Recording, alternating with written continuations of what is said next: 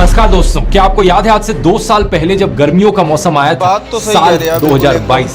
इस आर्टिकल को देखिए, उसे हॉटेस्ट समर एवर करके पुकारा गया था। उस साल इतनी भयंकर गर्मी पड़ी थी इंडिया में कि 122 साल का रिकॉर्ड टूट गया था। लेकिन फिर आई 2023 की गर्मियां। 2023 में गर्मियों का मौसम इतना जलता हुआ गर्म था कि साइंटिस्ट ने कहा कि पिछले 2000 सालों की ये हॉटेस्ट समर थी धरती के नॉर्दर्न हेमिस्फीयर में। लेकिन फिर आते हैं हम साल 2024 पर। जनवरी 2024 हॉटेस्ट जनवरी एवर रिकॉर्डेड। फरवरी 2024 हॉटेस्ट फरवरी एवर रिकॉर्डेड। मार्च 2024 हॉटेस्ट मार्च एवर रिकॉर्डेड। अप्रैल 2024 हॉटेस्ट मंथ एवर रिकॉर्डेड। पिछले 11 महीने दोस्तों धरती पर रिकॉर्ड ब्रेकिंग रहे हैं गर्मी के मामले में। आज जिस तपती गर्मी को आप सह रहे हो ये नॉर्मल नहीं है और आप अकेले भी नहीं हो। पिछले महीने साउथ इंडिया में और पूरे ही साउथ ईस्ट एशिया में ऐसी रिकॉर्ड ब्रेकिंग हीट वेव देखी गई। वियतनाम, सिंगापुर, मलेशिया, इंडोनेशिया हर जगह ऐसे ही अनबेरेबल टेम्परेचर्स देखे गए। फिलीपींस में हीट इंडेक्स 53 डिग्री सेल्सियस तक क्रॉस कर गया था। उत्तराखंड में फॉरेस्ट फायर्स देखने को मिली। मई के पहले हफ्ते में ओडिशा, छत्तीसगढ़, मध्य प्रदेश और झारखंड में भी फॉरेस्ट फायर्स देखी गई। देश भर में हीट वेव्स की वार्निंग दी जा रही है, यहाँ तक कि केरला जैसी जगहों पर भी जहां आमतौर पर हीट वेव्स नहीं रिकॉर्ड होती। और अब नॉर्थ इंडिया में 46 डिग्री सेल्सियस से ज्यादा के टेम्परेचर्स देखे जा रहे हैं। एक सीधा कारण इस सब के पीछे है ग्लोबल वार्मिंग और क्लाइमेट चेंज। लेकिन क्या ये इकलौता कारण है? नहीं। आइए इस वीडियो में समझते हैं 2 और कारण जिसकी वजह से ये सब हो रहा है और लोकल लेवल पर क्या सॉल्यूशन है इसका। क्या कर सकते हैं हम सब इस गर्मी से बचने के लिए।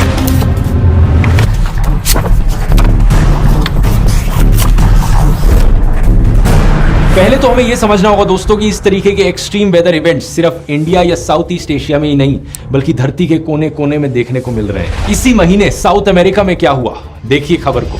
At least 83 people are dead after days of heavy rain in southern Brazil and more than 100 are missing. Another 122,000 people have been displaced by floods. Brazil में इतने भयानक फ्लड्स आए कि 1.5 लाख से ज्यादा लोग डिस्प्लेस हो गए। पूरे के पूरे शहर पानी के अंदर डूब गए। साउथ अफ्रीका में क्या हो रहा है, भयंकर ड्राउट की सिचुएशन देखने को मिल रही है। The southern African region is experiencing a severe drought with many families unable to cater for their daily needs like food. I just spoke with some of the elders from the community, and the last time they can remember this type of drought is 1947. So this is not a normal circumstance. ऐसा drought जो पिछले कई दशकों में नहीं आया है, इसलिए कई सदर्न अफ्रीकन कंट्रीज ने $5.5 बिलियन की रिक्वेस्ट करी है बाकी दुनिया से, भूखमरी की सिचुएशन ना आ जाए। इस सब तबाही के पीछे एक वेदर इवेंट है जिसे सबसे ज्यादा जिम्मेदार ठहराया जाता है, एल नीनियो। वैसे तो ये धरती के क्लाइमेट की एक नेचुरल साइकिल है जो हर 5 से 7 साल में देखने को मिलती है, लेकिन क्लाइमेट चेंज की वजह से ये और एक्सट्रीम होती जा रही है साल भर साल। इस साइकिल का पूरा नाम है L Niño southern oscillation, short में कहा जाए तो ENSO। वर्ल्ड हेल्थ ऑर्गेनाइजेशन के अनुसार ये दूसरी सबसे बड़ी चीज है जिसकी वजह से धरती का क्लाइमेट बदलता है। इससे ऊपर पहले नंबर पर आता है धरती और सूरज के बीच का जो रिलेशनशिप है। अर्थ जो सन के अराउंड रिवॉल्व करती है, जिसकी वजह से मौसम बदलते हैं, गर्मियों के बाद सर्दियां, सर्दियों के बाद गर्मियां आती हैं। लेकिन उस इफेक्ट के बाद दूसरा सबसे बड़ा इंपैक्ट एल नीनियो का ही पड़ता है। क्या है ये एल नीनियो? ये एक ऐसी चीज है जो पैसिफिक ओशन में देखने को मिलती है। पैसिफिक ओशन दुनिया का सबसे बड़ा और सबसे गहरा समुद्र जो एशिया और अमेरिका के बीच में है। इमेजिन करो ये पूरा समुद्र एक टब की तरह है, एक बाथ टब जिसमें पानी इधर से उधर हिलता रहता है। जब आप टब में हाथ फेरते हो तो पानी इधर से उधर चले जाता है, फिर उसके बाद उधर से वापस इधर आता है। इसी तरीके से पैसिफिक ओशन में हवाएं चलती हैं जो ईस्ट से वेस्ट की डायरेक्शन में फ्लो करती हैं। इन हवाओं को ट्रेड विंड्स कहा जाता है और ज्यादातर टाइम ये हमेशा अमेरिका से लेकर एशिया और ऑस्ट्रेलिया की डायरेक्शन में ही फ्लो करती हैं, क्योंकि धरती की रोटेशन ऐसे होती है। कोरियोलिस इफेक्ट, इसके बारे में आपने स्कूल में भी पढ़ा होगा। क्योंकि अर्थ वेस्ट से ईस्ट की तरफ रोटेट कर रही है, इस कोरियोलिस इफेक्ट की वजह से ये ट्रेड विंड्स उल्टी डायरेक्शन में फ्लो कर रही हैं। अब इसकी वजह से नॉर्मली क्या होता है, पैसिफिक ओशन के सरफेस पर जो पानी है वो वेस्ट की दिशा में फ्लो करने लगता है, यानी कि ऑस्ट्रेलिया की तरफ फ्लो करने लगता है। और जब सरफेस का पानी उस तरफ फ्लो करने लगेगा तो ईस्ट की दिशा में समुद्र के नीचे का जो पानी है वो ऊपर की तरफ आने लगता है, यानी साउथ अमेरिका के पास समुद्र के नीचे से पानी ऊपर आने लगता है। इस चीज को कहा जाता है अपवेलिंग। ये जो पानी समुद्र के नीचे से ऊपर आ रहा है ये ज्यादा ठंडा होता है कंपैरेटिवली और ज्यादा न्यूट्रिएंट्स होते हैं इसमें। इसकी वजह से मछलियों को, मरीन लाइफ को भी फायदा मिलता है। तो इस नॉर्मल सिचुएशन में जो गर्म पानी है वो ऑस्ट्रेलिया की तरफ चला गया और जो ठंडा पानी है वो साउथ अमेरिका की तरफ आ गया। अब जब पानी गर्म होता है तो वो इवेपोरेट ज्यादा आसानी से हो जाता है और उस इवेपोरेशन की वजह से बादलों की फॉर्मेशन होती है और ज्यादा बारिश बारिश देखने को मिलती है ऑस्ट्रेलिया के पास। लेकिन अब इमेजिन करो दोस्तों कि ये ट्रेड विंड्स कमजोर पड़ गई, ये हवाएं इतनी तेजी से नहीं बह रही पैसिफिक ओशन के ऊपर से। क्या होगा? जो अपवेलिंग है वो कमजोर होगी, ऑलमोस्ट होगी ही नहीं। जो सरफेस पर गर्म पानी है वो कंसिस्टेंटली गर्म ही रहेगा। जो बारिश ऑस्ट्रेलिया की तरफ होती थी वो बारिश पैसिफिक ओशन के बीच में कहीं भी हो सकती है, तो ऑस्ट्रेलिया का रीजन काफी ड्राई बन जाएगा। यही फिनोमिना होता है एल नीनियो का, जो कि एक साइकिल की तरह होता है। लेकिन ये कोई रेगुलर साइकिल नहीं है, कभी ये हर 4 साल बाद हो जाता है, कभी 5 साल बाद, तो कभी 7 साल बाद होता है। लेकिन जब ये होता है एल नीनियो, तो ये 6 से 12 महीने तक चलता है। लेकिन इस एल नीनियो की ड्यूरेशन के दौरान दुनिया भर के वेदर पैटर्न्स बदल जाते हैं। ऑस्ट्रेलिया और साउथ ईस्ट एशिया में इसकी वजह से ज्यादा गर्मी पड़ती है, ज्यादा ड्राई कंडीशंस देखने को मिलती हैं, हीट वेव्स का रिस्क बढ़ जाता है। और ऑस्ट्रेलिया में जो वाइल्ड फायर्स हुई थी, आपको याद हो अगर 2020 में बहुत ही भयंकर वाइल्ड फायर्स हुई थी, उसके पीछे कारण भी यही एल नीनियो का इवेंट था। आखिरी एल नीनियो का इवेंट हुआ था 2018-19 में, जो कि करीब जनवरी 2020 तक चला था। यही कारण कि ऑस्ट्रेलिया में बुश फायर्स दिसंबर 2019 में देखी गई थी। उसके बाद से आज के दिन जनवरी 2023 से लेकर अभी तक एक और एल नीनियो चल रहा है। इंटरेस्टिंग चीज यहां पर यह है कि साउथ अमेरिका पर एल नीनियो का उल्टा असर पड़ता है जो एशिया और ऑस्ट्रेलिया पर पड़ता है उसका, यानी कि वहां ज्यादा बारिश देखने को मिलती है, फ्लड्स का खतरा बढ़ जाता है। यही कारण कि आज ब्राजील में भयंकर फ्लड्स देखने को मिल रहे हैं। अब इसके अलावा दोस्तों एक उल्टा फिनोमिना होता है एल नीनियो का, जो कि है ला नीनिया। ये दोनों वर्ड स्पेनिश से आते हैं। वैसे एल नीनियो का मतलब है द बॉय और ला नीनिया का मतलब है द गर्ल। जो नॉर्मल कंडीशंस मैंने आपको बताई थी जो पैसिफिक ओशंस में होती हैं नॉर्मली, अगर वो एक्सट्रीम में चली जाए तो ला नीनिया का इफेक्ट देखने को मिलता है। इसका मतलब क्या हुआ? जो ट्रेड विंड्स चल रही हैं वेस्ट की डायरेक्शन में, वो और स्ट्रांगली उस डायरेक्शन में चलने लगती हैं। इसकी वजह से और ठंडा पानी साउथ अमेरिका के पास आता है और गर्म पानी ऑस्ट्रेलिया के पास आता है और ज्यादा बारिश होने लगती है ला नीनिया के केस में ऑस्ट्रेलिया में। ला नीनिया के इवेंट्स यूजुअली ज्यादा लंबे चलते हैं, ये 1, 2, 3, 4 साल तक भी चल सकते हैं। 2018-19 के एल नीनियो के बाद जब ला नीनिया आया 2020-21 में, तो वो इतना एक्सट्रीम चला गया कि ऑस्ट्रेलिया में उसकी वजह से फ्लडिंग देखने को मिली। इतनी तेज बारिश हुई ऑस्ट्रेलिया में। मार्च 2021 की आप खबरें देख सकते हैं, फ्लड्स इन ऑस्ट्रेलिया। एक ये बड़ा इंटरेस्टिंग चार्ट है जो आप स्क्रीन पर देख सकते हैं। इसमें पिछले 30 सालों में हुए एल नीनियो और ला नीनिया के इवेंट्स को ग्राफ पर डिपिक्ट किया गया है। जो ग्राफ ऊपर की तरफ उठ रहा है रेड कलर में, वो एल नीनियो वाले इवेंट्स है, और जितना ज्यादा ऊपर उठेगा उतना ही ज्यादा स्ट्रॉन्ग एल नीनियो का इवेंट रहा है। अभी तक का स्ट्रॉन्गेस्ट एल नीनियो का इवेंट 2015-16 में देखा गया था। उसके बाद 1997-98 वाला था, और फिर अब जो हम देख रहे हैं 2023 और 24 वाला। दूसरी तरफ नीचे ब्लू कलर में आप ला नीनिया के इवेंट्स देख सकते हैं। 2020-21 में लेटेस्ट वाला हुआ, जो कि all the way up to जनवरी 2023 तक चला। इससे पहले स्ट्रॉन्गेस्ट वाला जो ला नीनिया हुआ था वो 1999 और 2000 में हुआ था। और लेटेस्ट टाइम पर अगर आप जूम इन करेंगे तो आप देखेंगे कि एल नीनियो का ग्राफ वापस से नीचे जा रहा है, और साइंटिस्ट का मानना है कि जुलाई और अगस्त के महीने में ही ला नीनिया शुरू हो सकता है। इससे इंडिया पर क्या इंपैक्ट पड़ेगा?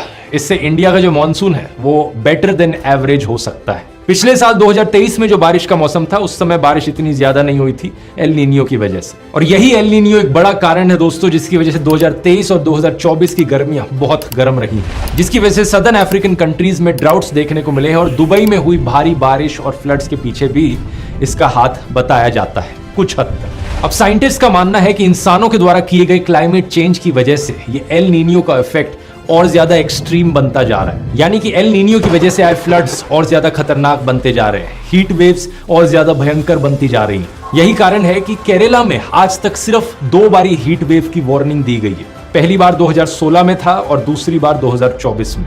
दोनों ही टाइम एक एल नीनियो चल रहा था। इंडियन मीटियोलॉजिकल डिपार्टमेंट का एक बेसिक क्राइटेरिया है हीट वेव को डिक्लेयर करने के लिए। ये कहते हैं अगर प्लेन्स में टेम्परेचर 40 डिग्री के ऊपर हो, कोस्टल एरियाज में टेम्परेचर 37 डिग्री के ऊपर हो और पहाड़ों में टेम्परेचर 30 डिग्री के ऊपर हो। इसके अलावा टेम्परेचर 2 कॉन्जिक्यूटिव डेज के लिए 4.5 डिग्री सेल्सियस अबव नॉर्मल रहे तो एक हीट वेव डिक्लेयर की जाएगी। और अगर ये 6.4 डिग्री सेल्सियस अबव नॉर्मल रहेगा 2 कॉन्जिक्यूटिव डेज के लिए तो एक सिवियर हीट वेव डिक्लेयर करी जाएगी। लेकिन अगर टेम्परेचर 45 डिग्री सेल्सियस के ऊपर क्रॉस करता है तो बिना और किसी कंडीशन के हीट वेव वैसे ही डिक्लेयर कर दी जाती है। अब ये तो हुई दोस्तों टेम्परेचर की बात, लेकिन अपने आप में टेम्परेचर को इतना ज्यादा यूजफुल मैट्रिक नहीं है। क्योंकि अगर आपने कभी नोटिस किया हो, मई के महीने में दिल्ली में 45 डिग्री का सेल्सियस टेम्परेचर टॉलरेट करना ज्यादा आसान है एज कंपेयर टू मुंबई में 38 डिग्री सेल्सियस का टेम्परेचर टॉलरेट करना। मुंबई में 38 डिग्री ज्यादा अनबेरेबल लगता है दिल्ली के 45 डिग्री के कंपैरिजन में। ऐसा क्यों है? ऐसा है ह्यूमिडिटी की वजह से। जितनी ज्यादा ह्यूमिडिटी होती है हवा में, उतना ज्यादा गर्म टेम्परेचर्स को टॉलरेट करना मुश्किल होते जाता है। ह्यूमिडिटी होती क्या चीज है वैसे? रिलेटिव ह्यूमिडिटी का मतलब है कि हवा एक पर्टिकुलर टेम्परेचर पर कितना मॉइस्चर होल्ड कर सकती है। 100% रिलेटिव ह्यूमिडिटी का मतलब है कि एक सर्टेन टेम्परेचर पर हवा कंप्लीटली सैचुरेट हो चुकी है, जितना मॉइस्चर वो होल्ड कर सकती है उतना कर रही है, उससे ज्यादा नहीं कर पाएगी। ये चीज वैसे आपने स्कूल में भी पढ़ी होगी। और स्कूल से याद आया दोस्तों, आपकी पढ़ाई में मदद करने के लिए एक बहुत ही बढ़िया AI की ऐप है, गिनी AI ट्यूटर। इस ऐप में क्लास 4 से लेकर क्लास 8 तक सारे सब्जेक्ट्स की, सारी CBSE की किताबों की नॉलेज है। तो सिर्फ क्लास वाइज, सब्जेक्ट वाइज जाकर ही नहीं, बल्कि हर सब्जेक्ट के चैप्टर वाइज जाकर भी ये ऐप आपको MCQ questions, true and false के क्वेश्चन जनरेट करके दे सकती है। कोई भी कॉन्सेप्ट किसी चैप्टर में नहीं समझ में आया, आप इससे बड़ी आसानी से पूछ सकते हो। इतना ही नहीं, किसी भी साइंस मैथ्स के क्वेश्चन को सॉल्व करने में मुश्किल हो रही है तो सिंपली क्वेश्चन की फोटो खींच के ऐप पर डालो और इसका AI आपको आंसर बता देगा। इनफैक्ट सॉल्यूशन को एक तरीके से निकालना है या दूसरे तरीके से समझाना है, वो भी किया जा सकता है। टाइम के साथ साथ इस ऐप में नई नई क्लासेस भी ऐड हो रही हैं, लेकिन अगर आप ऊपर वाली क्लासेस में जैसे कि 11th और 12th, तो भी आप इससे डायरेक्टली चैट कर सकते हैं और फोटो चैट फीचर फिर भी आपके लिए काम करेगा। इसके अलावा इसमें PDF चैट और YouTube वीडियो चैट भी अवेलेबल है, यानी कि किसी भी YouTube वीडियो का लिंक आप इस ऐप में डालो और फिर उस वीडियो की आपको अगर समरी चाहिए या कोई डाउट है उस वीडियो में उठाए गए किसी सवाल पर, तो भी आप इससे पूछ सकते हो। फ्री टू डाउनलोड ऐप है, इसका लिंक इस QR कोड में मिल जाएगा या नीचे डिस्क्रिप्शन में भी देख सकते हैं। और ज्यादातर फीचर्स फ्री है, हालांकि कुछ फीचर्स जैसे कि YouTube वीडियो चैट और फोटो चैट फीचर्स पेड है। लेकिन चैट GPT के कंपैरिजन में इसकी कॉस्ट आधी से भी कम है और परफॉर्मेंस वही चैट GPT 4 लेवल की है। आप खुद जाकर ट्राई आउट करके देख सकते हैं। अब टॉपिक पर वापस आते हैं और बात यह है कि जितनी ज्यादा गर्म होती है हवा, उतनी ही ज्यादा इसकी कैपेसिटी बढ़ जाती है मॉइस्चर होल्ड करने की। गर्म हवा में ज्यादा मॉइस्चर होल्ड किया जा सकता है एज कंपेयर टू ठंडी हवा में। इसका मतलब है कि अगर ठंडी हवा और गर्म हवा दोनों की रिलेटिव ह्यूमिडिटी 100% है, गर्म हवा में ज्यादा मॉइस्चर होगा। और जितनी ज्यादा ह्यूमिडिटी बढ़ती है, उतना ही मुश्किल होता जाता है हमारी बॉडी के लिए पसीनों को इवेपोरेट करना।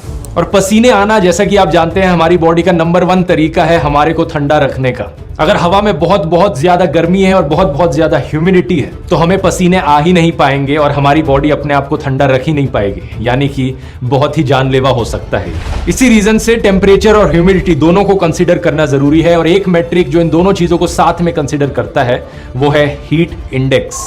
हीट इंडेक्स हमें बताता है कि एक्चुअली में जो गर्मी है बाहर, वो कितनी गर्म फील हो रही है हमारी बॉडी को। फोन की वेदर ऐप पर आप अक्सर देखते होंगे, मुंबई में जैसे टेम्परेचर लिख रखा है 31 डिग्रीज, लेकिन फील्स लाइक 37 डिग्री सेल्सियस। कुछ ऐप्स में इसे रियल फील करके लिखा जाता है। ये फील्स लाइक वाला इंडिकेटर हीट इंडेक्स से ही निकल कर आता है। इस चार्ट में आप देख सकते हैं अलग अलग टेम्परेचर्स के लेवल और अलग अलग रिलेटिव ह्यूमिडिटी और उनका कॉरस्पॉन्डिंग हीट इंडेक्स। अगर 35 डिग्री के टेम्परेचर पर 50% रिलेटिव ह्यूमिडिटी है, तो आपको फील होएगा कि ये 41 डिग्री का टेम्परेचर हो जैसे। लेकिन इसी टेम्परेचर पर अगर 75% रिलेटिव ह्यूमिडिटी पहुंच जाती है, तो फीलिंग आएगी 53 डिग्री सेल्सियस जितने खतरनाक टेम्परेचर की। और ये रेड कलर की कैटेगरी में आता है, यानी एक्सट्रीम डेंजर। इस हीट इंडेक्स पर आपको एक हीट स्ट्रोक या सन स्ट्रोक होने का बहुत ही हाई चांस है। और यही रीजन है कि फिलीपींस में जो अभी हीट वेव आई थी, वो इतनी खतरनाक और जानलेवा क्यों थी, क्योंकि वहां पर हीट इंडेक्स 53 डिग्री सेल्सियस तक पहुंच गया था। जो लोग इस चीज को नहीं जानते, वो शायद एक्चुअल टेम्परेचर को देखकर कहें कि अरे टेम्परेचर तो सिर्फ 40 या 41 ही दिखा रहा है, कोई इतनी भी ज्यादा गर्मी नहीं होगी। लेकिन हीट इंडेक्स पर यहां ध्यान देना बहुत जरूरी है, क्योंकि इवन 32 से लेकर 41 डिग्री का जो हीट इंडेक्स है, उसमें भी आपको एक्सट्रीम कॉशन लेनी होती है। अगर आप धूप में ज्यादा टाइम बिताएंगे या फिर कोई फिजिकल एक्टिविटी करेंगे, तो वहां भी पॉसिबल है कि आपको हीट स्ट्रोक हो जाए। ऐसे ही वो केसेस सुनने को मिलते हैं जहां पर लोग अपनी जान खो देते हैं गर्मी की वजह से, हीट वेव की वजह से। और यही रीजन है कि टेम्परेचर वाइज दिल्ली में गर्मी अभी ज्यादा है, लेकिन हीट इंडेक्स वाइज कितना बेरेबल है बाहर रहना, जून एंड में ये इनटॉलरेबल हो जाता है, क्योंकि तब बारिश का मौसम नजदीक होता है और ह्यूमिडिटी बढ़ जाती है हवा में। हालांकि आज हालत ऑलरेडी इतनी खराब हो गई है कि हीट इंडेक्स 50 डिग्री सेल्सियस पर टच कर रहा है दिल्ली में, और इस रिपोर्ट के अनुसार अगले कुछ दिनों में ये 56 डिग्री सेल्सियस तक भी पहुंच सकता है। अब इसके अलावा एक और इफेक्ट है जिसकी वजह से लोकल लेवल पर हीट वेव्स का इंपैक्ट कहीं ज्यादा बढ़ जाता है। एक ऐसा इफेक्ट जिसका सोल्यूशन कहीं ज्यादा आसान है और सारे इफेक्ट से। ये है अर्बन हीट आइलैंड इफेक्ट। एक शहर के अंदर अलग अलग एरियाज में कुछ जगहें ज्यादा गर्म होती हैं, कुछ जगहें ज्यादा ठंडी होती हैं। ये चीज आपने भी नोटिस करी होगी, जहां ज्यादा पेड़ लगे होते हैं पार्क में या कहीं भी और, वहां का टेम्परेचर रिलेटिवली थोड़ा सा ज्यादा कंफर्टेबल रहता है बाकी एरियाज के कंपैरिजन में। और जिन एरियाज में सिर्फ बड़ी बड़ी बिल्डिंग है, कॉन्क्रीट की, ग्लास की लंबी लंबी बिल्डिंगें लगी हुई हैं, 8-8 लेन के हाईवेज बने हुए हैं, एसफॉल्ट बिछा हुआ है, ये जगहें कुछ ज्यादा ही गर्म रहती हैं। इन जगहों को अर्बन हीट आइलैंड्स कहा जाता है और एक बड़ा सिंपल रीजन है इसके पीछे। बिल्डिंगों में लगा हुआ ग्लास, बिल्डिंगों में लगा हुआ कंक्रीट, सड़कों पर बिछा हुआ एस्फाल्ट, ये सारी चीजें हीट को एब्जॉर्ब करती हैं, सनलाइट को एब्जॉर्ब करती हैं। और एक शहर में जब बहुत सारा कंक्रीट एक साथ इकट्ठा हो, वहां प्रॉपर वेंटिलेशन भी नहीं होती, हवा की सर्कुलेशन भी नहीं होती, तो होता क्या है, पूरे दिन भर गर्मी में सारी हीट ऑब्जॉर्ब होती रहती है, हवा चलती नहीं ज्यादा, और रात में जो हीट ऑब्जॉर्ब हुई है वो बाहर निकल कर आती है। इस इफेक्ट पर दिल्ली में एक स्टडी करी गई थी जिसने पाया कि जिन जगहों पर ये अर्बन हीट आइलैंड इफेक्ट देखने को मिल रहा है, जैसे कि कनॉट प्लेस, सीताराम बाजार, भिखाजी कामा प्लेस, ये जगहें 3 से 8 डिग्री सेल्सियस ज्यादा गर्म थी एज कंपेयर टू वो जगहें जहां पर ज्यादा पेड़ लगे हुए हैं, जैसे कि हौस खास डिस्ट्रिक्ट पार्क, बुद्धा जयंती पार्क। सोचकर देखो दोस्तों, 7 से 8 डिग्री सेल्सियस कितना बड़ा फर्क होता है। इससे आपको अहमियत पता चल जानी चाहिए पेड़ों की। और यही कारण है जिसकी वजह से मैं कहता हूं कि किसी भी शहर में सड़कों का जाल बिछा देना ये कोई डेवलपमेंट का इंडिकेटर नहीं होना चाहिए। मैंने एक पुराने वीडियो में कहा था, जिसकी क्लिप काटकर कई लोग ट्विटर पर फैला रहे थे कि ये देखो, ये तो डेवलपमेंट के खिलाफ है। क्या हमें सही में जरूरत है और हाईवेज की? क्या हमें सही में डबल हाईवेज की जरूरत है, डबल एयरपोर्ट्स की जरूरत है? क्योंकि जो एग्जिस्टिंग अब हाईवेज बनाए जा रहे हैं उनके लिए कितने फॉरेस्ट काटे जा रहे हैं दोस्तों। कई ऐसे हाईवे हैं जिनको नेशनल पार्क्स के बीच में से निकाला जा रहा है, वाइल्ड लाइफ सेंचुरीज के बीच में से निकाला जा रहा है। शहरों के अंदर ये कंक्रीट और एस्फाल्ट बिछा देना, सड़कों को बड़ा करना, मेरी राय में डेवलपमेंट नहीं है। मेरी राय में डेवलपमेंट का मतलब है कि लोगों के लिए ढंग की वॉकेबल प्लेसेस बनाई जाए, ऐसे शहर बनाए जाए जहां बाहर का टेम्परेचर ज्यादा कंफर्टेबल हो, क्योंकि इतनी ग्रीनरी हो कि लोग चलकर जा सके कहीं पर भी।